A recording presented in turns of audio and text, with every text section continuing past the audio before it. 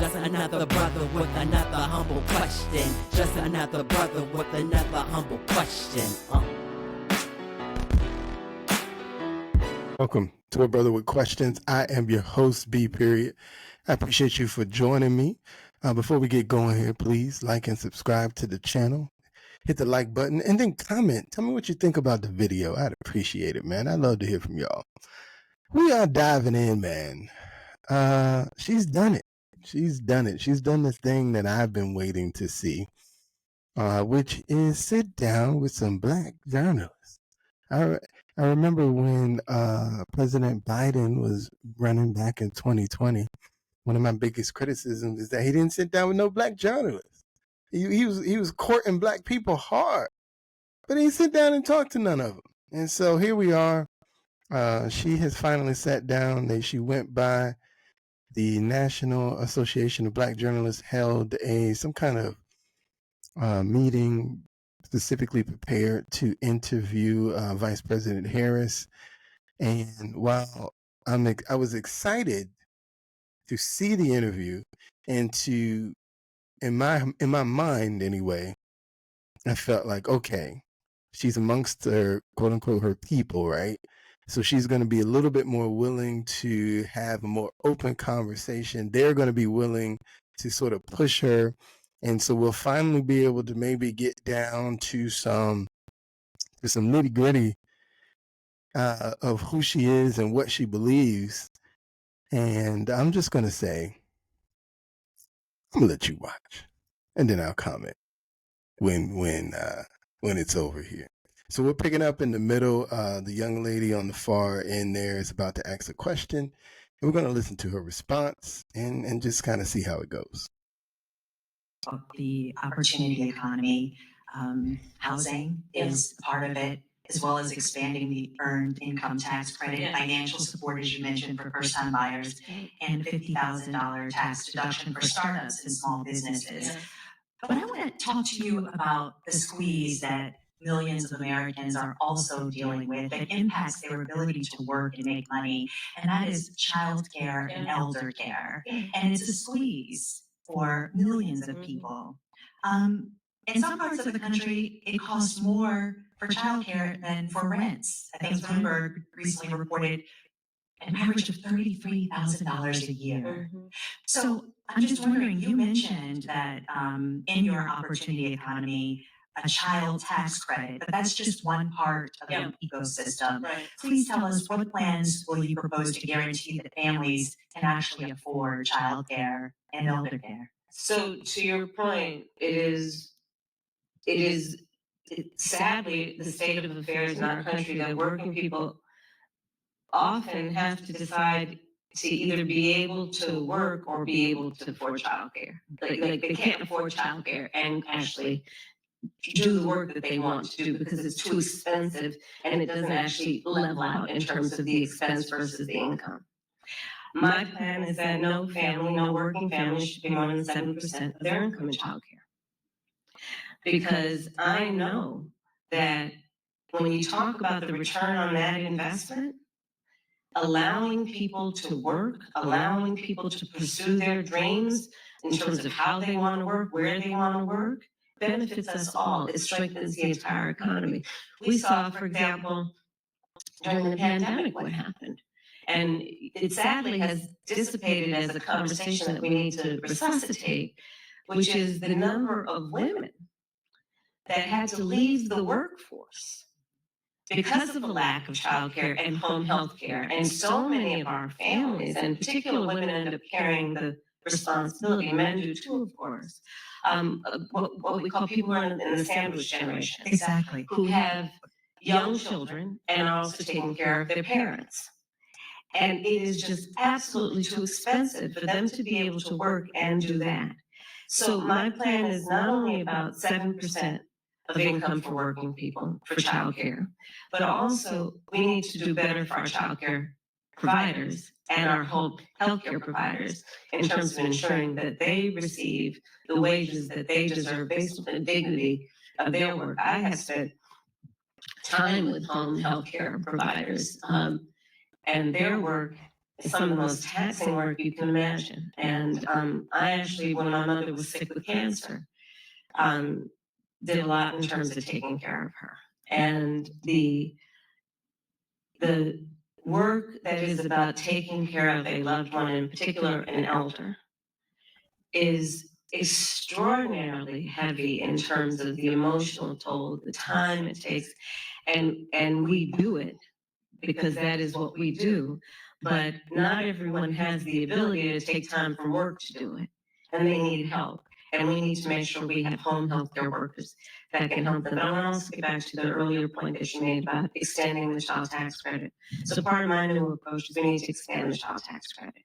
And so part of my plan that is under an opportunity economy is to extend and expand the child tax credit to $6,000 so that young families in particular, for the first year of their child's life, which is an extraordinarily important time in their development, have the resources to be able to buy a crib, buy a car seat, buy children's clothing, and not have to worry about whether they're going to be able to meet their other needs. And I don't need to remind anybody here, especially these esteemed journalists, but when we expanded the child tax credit a couple of years ago, we reduced Black child poverty by half. And so again, if you talk about the benefit and if you think about the benefit to the economy overall, it strengthens our economy to do things like pay attention to affordable childcare, affordable home health care, and extending the child tax credit. Madam Vice President, Black men, as you know, are a closely watched voting bloc. You hosted Black men at your... Okay. So you see, they asked her about child care and what could be done, so child care, senior care, what could be done to help that. And then she laid out a proposal that nobody should pay more than 7% of their income in child care. And as you can see, nobody had a follow-up question. Like, how do you not have a follow-up question to that?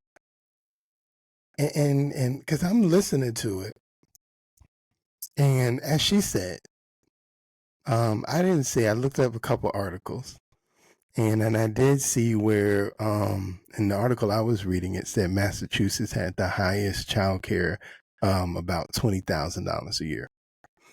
I live in Florida, so in our state, it said the average child care was about $9,200 for an infant, around $7,200 for a 4-year-old, and that's per year. So when you talk about her proposal to that no one pays more than 7% of their income in childcare, when you look at just if you take someone who makes $50,000 a year, 7% of $50,000 is $3,500. So that would mean that you would be suggesting that the cost of childcare would be half of what the average cost of a 4-year-old would be for that individual, assuming they had a 4-year-old. Let's say they had an infant. If they had an infant, you're talking about $9,200 versus $3,500. So there's approximately, what is that, about $6,000 difference, almost $6,000 difference that was being collected, that if you could implement said policy, that wouldn't be collected. If that doesn't deserve a pushback, just simply from, do you know how much money daycares would be losing if you were to implement something like that? And then if you did implement it, but you let the daycare still maintain that same cost, that means somebody else has to make up for that cost. Who's making up for this cost? That's a lot of money that we're talking about they're going to lose. And I'm sorry, yeah, they may vote for you, but they ain't finna lay down and just let you cut the cost of what they're collecting in daycare prices by half or more, depending on the state. They're not going to lay down and let you do that. So how would you even put that into place? Like, if we're not going to ask follow-up questions to this stuff, what are we doing? You know, I listened to this interview and I'm just like, what happened to journalism in this country? Do we only question the people we don't like? Because if you go back and you listen to this interview, they basically laid out questions and then she hit the answers and then they moved on to the next question. The only time they asked a pushback question in this entire interview, for some reason, is when it came to Gaza and Israel. And I'm watching the interview and I'm going, this is when we asked the pushback question on Gaza and Israel? No disrespect. I understand that what's happening in Gaza and Israel are big deals. I get it. It's a big deal. But as an American citizen who is trying to decide who to vote for president, you know what's not at the front of my mind right now? Gaza and Israel. It's not. I'm sorry. I get it. You think I should be more concerned about Gaza and Israel, and I am concerned from the aspect of how much money we're sending to Israel, Gaza, to Israel, to Ukraine even. That does concern me, but it's not my main issue that I need follow-up questions for. I need follow-up questions on this opportunity economy that you keep talking about, with these platitudes with no real concept of how you're gonna get it done. And I'm trying to give Vice President Harris a chance. I truly am. I'm trying to listen to hear what you got to say. Because for all the criticisms you give me about Donald Trump, is the man has a track record. He was in office for 4 years already. So I got a vision for what it looks like under President Trump. I've got no vision for you, Vice President Harris. I'm trying to understand who you are, what you would be. And I'm sorry, these softball interviews that we keep getting for Vice President Harris is just not helping. Nobody is challenging anything she has to say, and she's just repeating the same statements over and over again. It was so frustrating listening to them ask questions, and then she gave the same answer I heard at the debate, the same answer I heard when she talked to Dana Bash, the same answers that we heard when she talked to another local reporter in Philadelphia. And then y'all have heard those answers just like I've heard those answers, and yet y'all are the 1, 2, 3rd people to interview her, or at least the way that the interviews have dropped anyway. You appear to be the 3rd, maybe, I don't know. You certainly are after Dana Bash, that's for sure. And yet you ask the exact same questions, you listen to the exact same answers, and you still don't have a question. It was just a disappointment. It's a disappointment. Meanwhile, everybody's talking about what black men are this and black men that as it relates to the Kamala Harris campaign. But I'm watching more than what the media has to say. Because I saw this right here, and this to me seems to be what you really need to be concerned about.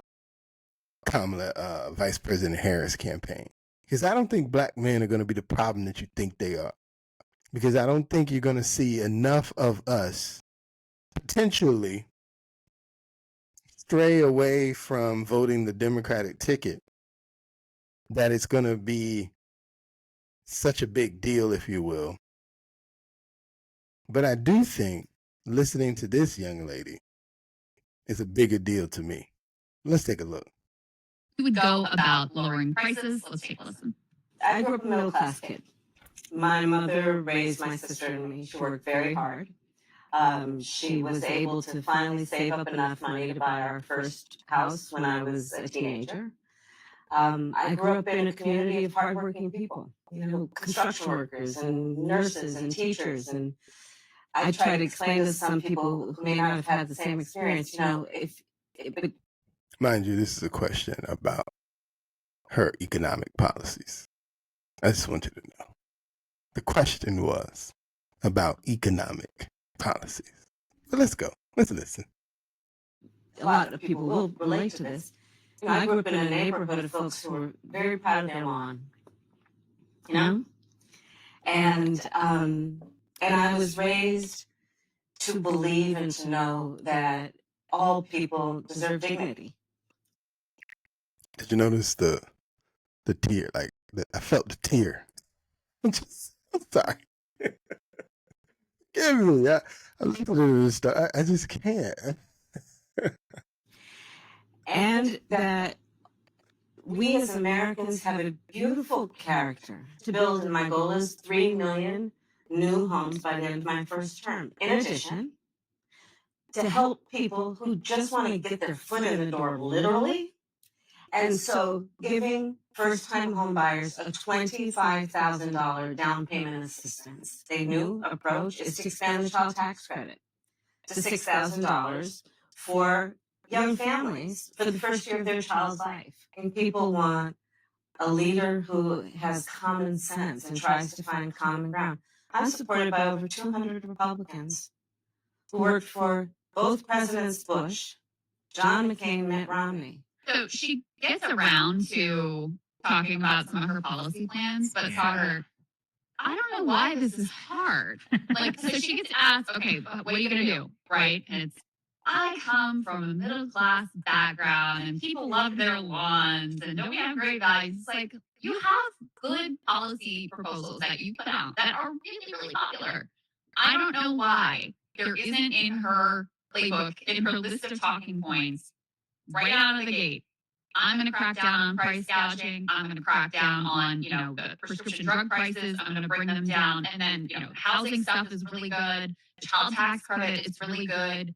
I don't know why there isn't just like a dud. And then if you want to zoom out and do your, let me tell you about my values, where I come from, and why these are the things that I believe in and committed to, that's fine. But, I'm not trying to nitpick here, but I do think this is the one piece that is really missing for a lot of voters. A lot of voters who watched the debate and were like, she did way better than Trump, and I cannot stand Trump, and she made him look like a fool, and he made himself look like a fool. But I really still want to get that core of who are you and what specifically are you committed to doing on day one? For some reason, this is the most difficult question for her. Yeah, it is. To me, therein lies her problem. And so I want to just focus on this young lady right here. Because she, to me, is what the Vice President Harris's campaign needs to worry about.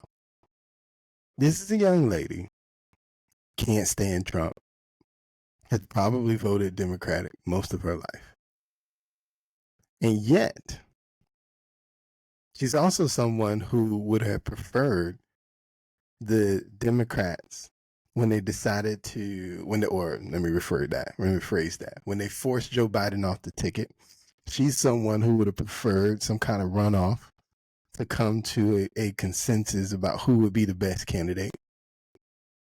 And here she is, more than likely, still probably going to vote for Vice President Harris, but has strong criticisms about how she's approaching her campaign and why she just can't get to a point where she gets to understand who she is. Black people are more than likely going to vote 90-something% for Democrats. I don't think that's going to be their problem. That's about the average that they vote all the time. But are you reaching this voter? The voter that would have preferred a different candidate, that recognizes that up until, I guess 4 weeks ago, still remembers that no one liked Vice President Harris. They didn't like her as a vice president. They didn't like her as a candidate in 2019. Still remembers that.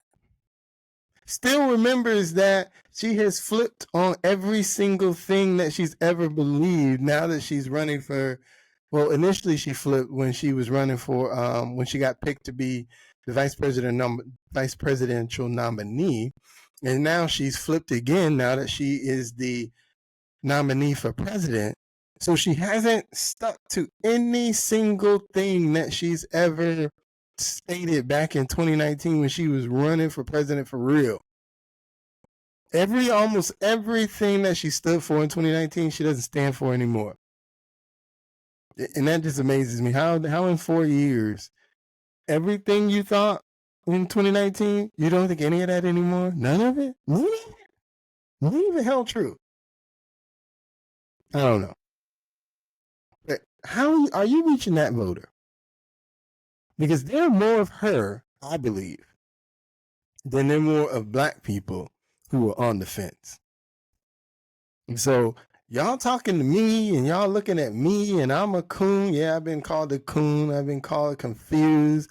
I've been called Uncle Tom because I'm not riding the vice president train for real.